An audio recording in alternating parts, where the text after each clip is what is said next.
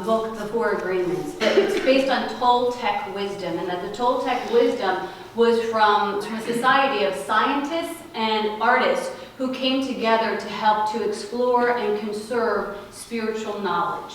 So it's interesting for me here because a lot of times we talk about love and law. And so we have the scientist, that's the law, and then we have the artist, which is the love. And when these two things come together, we have something that's holy. That's not just about a community, that's about ourselves as well.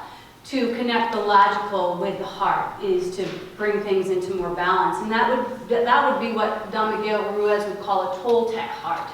And the definition of a Toltec heart would mean that you knew your worthiness and you could excel at anything. So how do we get to this state of being?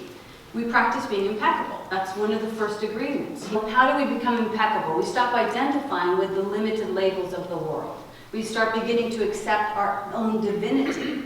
We are not the labels that people have placed on us. We are not the titles that we've given ourselves. We are not the current conditions of our lives. We are not these things. And we're not the concepts that flitter by. What we are is light. This is not just woo-woo, but this is scientific. We eat food that comes from light. All the plants around us get their energy, thrive because of the light. And then we get that oxygen because of these plants. So literally, we're living by a byproduct of light. And that light turns into oxygen, and that oxygen goes into us, and we start to breathe it. It goes into our lungs, and the lungs push it into our heart, and the heart oxygenates our blood, and the blood roams through every cell and aspect of our body. And so you could say that we're solar powered. I mean, we're literally solar powered. Don Miguel Ruiz talks about this man, and he says there was 3,000 years ago there was this man, and he wanted to be a medicine man, meaning he wanted to be a spiritual teacher, and he was learning from his tribe and community, but he just wasn't learning what he wanted to learn. He just wasn't learning enough. So in the story, he goes into a cave, and he falls asleep in the cave. And when he wakes up in the cave, he looks at his hands, and he realizes that his hands are all light.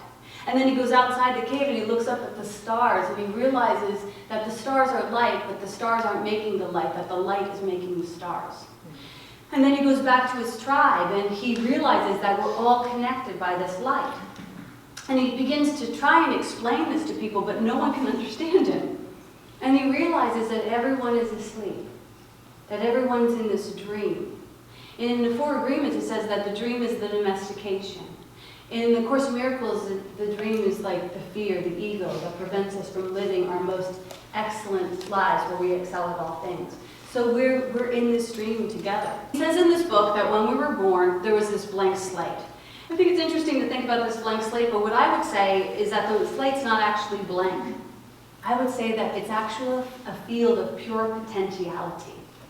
That's what we're actually born into. We're uncomfortable with that degree of awesomeness, that all of this is a potential for us. And so we begin to allow ourselves to be pruned and defined by our circumstances. So we become domesticated through the repetition of agreements and the focusing on our attention of the narrow options that our moms, our dads, our churches, our communities have put forth for us. We come in hungry and we eat what they're serving. And then we begin eating the stories and feeding ourselves and defining ourselves by these stories that go unquestioned.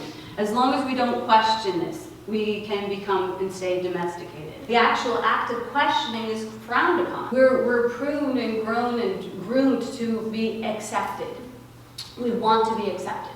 And so in order to be accepted, we just accept. We don't question, we just accept. And we find out what's acceptable to our tribes, and whatever that is, we do that, so that we can stay in good gracing with the tribe. The only beliefs that we hold in ourselves are those beliefs that we have accepted. Whatever our lives are a tapestry of those things that we have already accepted.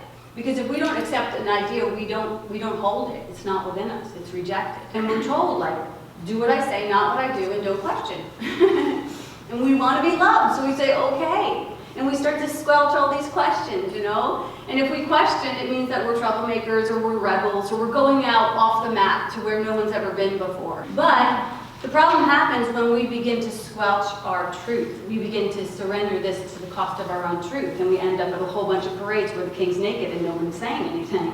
And we're just like, well, yes, that's supposed to be the way it's supposed to be. So the reason we don't question these things is because we don't want to be outside the tribe. We don't want to stand out. We don't want to stand out. And yet we were born to stand out.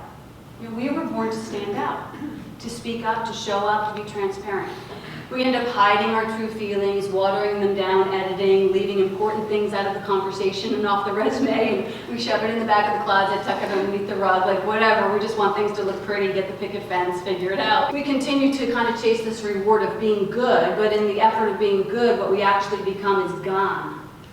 No one's home. You know, we've given up our true special sauce, our authenticity, so that we can fit in. That's what it looks like to be asleep. It's not a very holy place to be.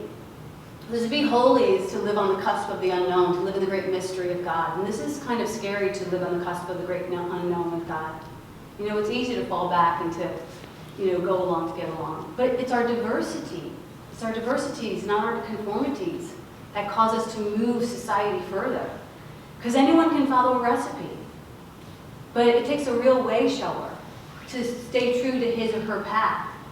And that path is going to seem very bumpy and odd and weird because it was designed just for you to travel. There's no one before you and no one behind you. It's you and your God, that's it. And boy, doesn't that scare us. So we pull in the middleman, we'll pull in the priest, the pope, the prophet, the poet, anybody to, you know, tell us where to go, what to do, and what to say.